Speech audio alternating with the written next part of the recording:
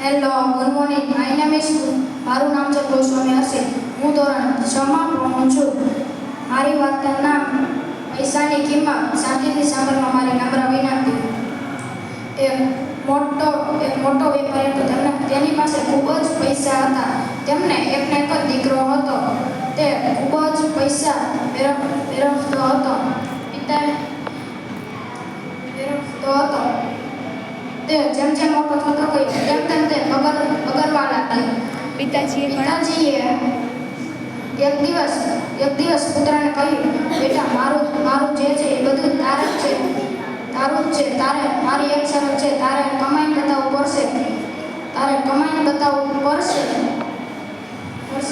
પુત્રએ મનમાં વિચારી લીધું કે હું કમાઈને બતાવી શકું છું.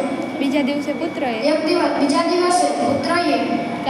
કામની શોધમાં નીકળ્યો. તેને એક ગોદામમાંથી લારીમાં ગુણ ભરીને બીજા ગોદામમાં નાખવાની તે એક કામ હતું. આખો દિવસ રાતને દિવસ તે લારી ગોદામમાં નાખીને બીજા ગોદામમાં મૂકવાની હતી. તેને એક રૂપિયો મળ્યો. તે રૂપિયો લઈને ઘરે ગયો. પિતાજીને આપ્યો. પિતાજીએ પાછળ એક મોટો કૂવો હતો, તેમાં નાખી દીધો. બીજા કેટલા દિવસ સુધી આમને આમ ચાલ્યું રહ્યું. પુત્ર અકળાઈ ગયો ને પૂછ્યું. પુત્રએ પિતાને કહ્યું, પિતાજી, મારી મહેનતને તમે આ કૂવામાં શા માટે નાખી દો છો? પિતાજીએ કહ્યું, મને ખબર છે, તારી આ દિવસ રાત મહેનત કરેલી હું કૂવામાં નાખી દઉં છું.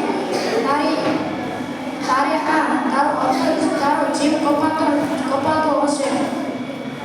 કપાતો હશે, પણ આજ પ્રમાણે તું નાનો હતો ત્યારે તું મારા પૈસા વેરફતો હતો, ત્યારે મારો જીવ કપાતો હશે.